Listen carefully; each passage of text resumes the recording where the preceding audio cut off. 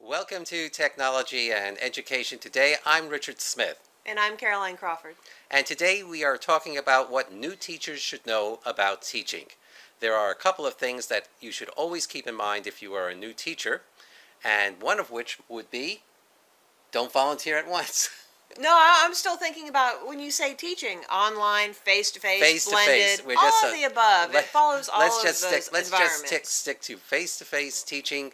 And although the nuanced expectation is it can be any environment. Instruction is instruction is instruction. Okay, we'll make you happy. There are certain basics. Thank you. Yes.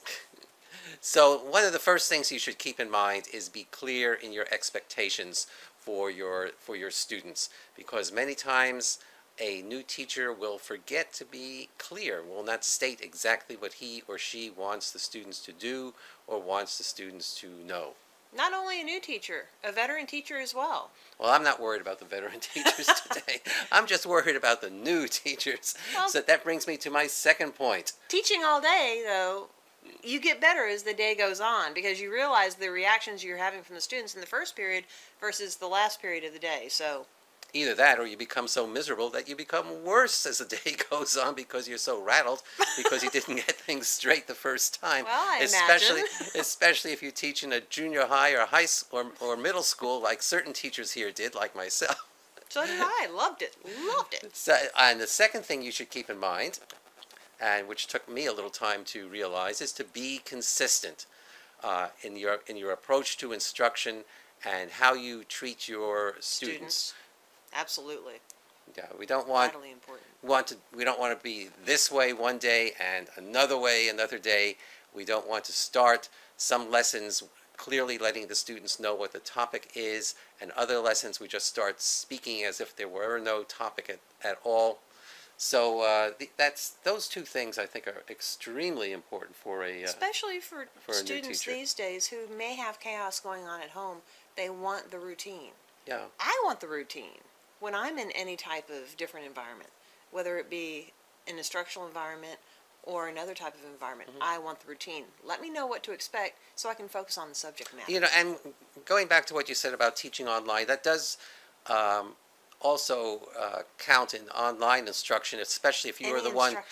If you are the one who is creating the course, try to keep your lessons to have the same look and feel each class for your of your online course. In other words, you might want to start with a topic, your resources, questions that you might ask, items that you want your students to read, and the discussion, and have them in that order for every class session on your online course. It's that same thing. Same you would do within a face-to-face right, or a blended environment.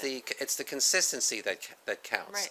And linked with those it's a three. Cognitive thing. It's a cognitive load issue. You don't want to constantly change the way you work within the instructional environment because the learners have overcome the concern related to how you're doing your job and are more focused on the subject matter. Right. So basically, and they have a lot of format is important. Get out of the way of the and they instruction. can have a lot of, especially in a face-to-face in a school, they can have a lot of chaos going on in their own private lives. So you want to bring in a note of consistency within the class. That.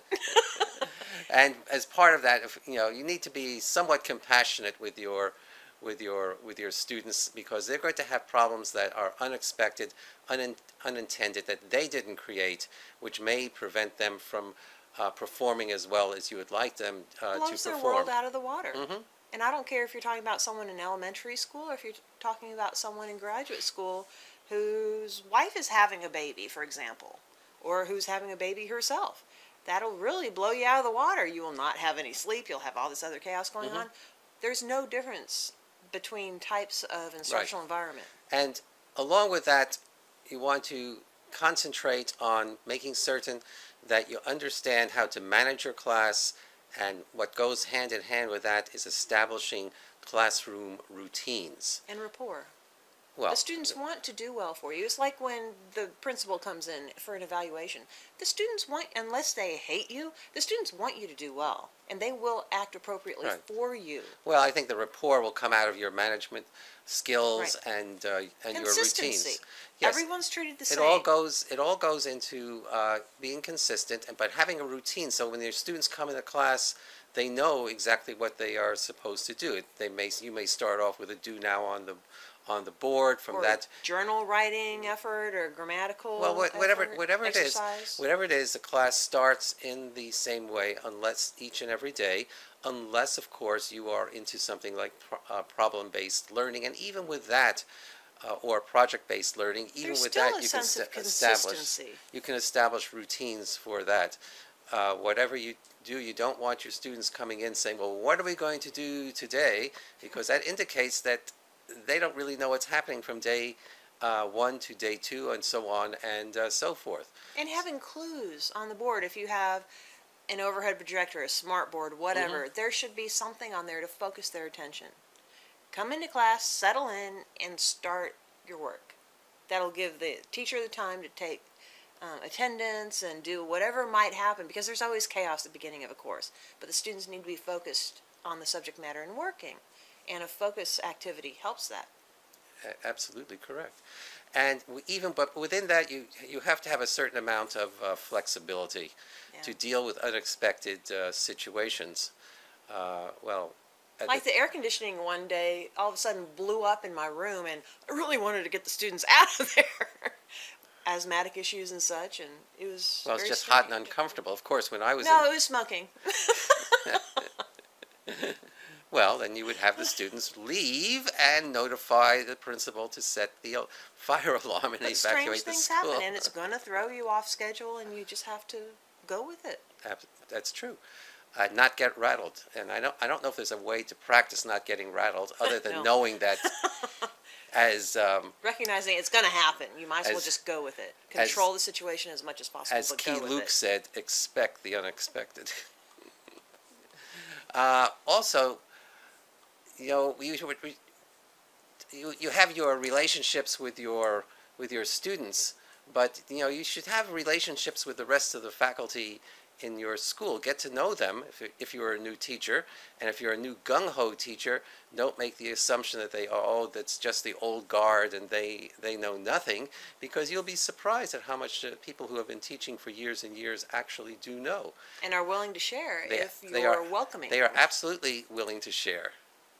So rely on your colleagues, and everybody has a make talent. use- Everybody has Yes. some brilliant gem for you to take away. Teachers, yes, Yes. absolutely true. I remember when I first started teaching, I was teaching in a junior high school, and my classes were quite chaotic, and students were misbehaving. I would go down the hall and see the same students on my preparation period, see the same students in these other teachers' classes who had been at that school for years and years. They were little angels. How did they? I said, how on earth did they do that? Finally, it was explained to me how. Routine is important. That was it. Expectations are important. And it's exactly what we're talking about now, is what cured that problem for me. You know, another thing is teachers like to decorate their rooms and Well, they're expected to. Teachers are expected to decorate the rooms. It comes out of your own pocket frequently, that money. Frequently, always. When did it not? So keep in mind that you do not have to buy everything at an expensive store, that you can go shopping at a dollar store, and that will work also. That was one of the coolest things I ever walked into, was a dollar store. And always keep in mind the 5 P's. Prior planning prevents poor performance. If you plan everything, you establish routines, recognize that you will go off of that routine and it doesn't ruin the day. Right. Just You roll will, with it. because you can go back to your plan. You have a plan, and it works, and it's systematic. And the students want the regularity. Absolutely true. And that's about it for our tips for today, for technology and education today. I'm Richard Smith. And I'm Caroline Crawford. Enjoy it. Instruction is brilliant. It's wonderful. It's the best thing you can do, other than being a parent. Thank you. Bye.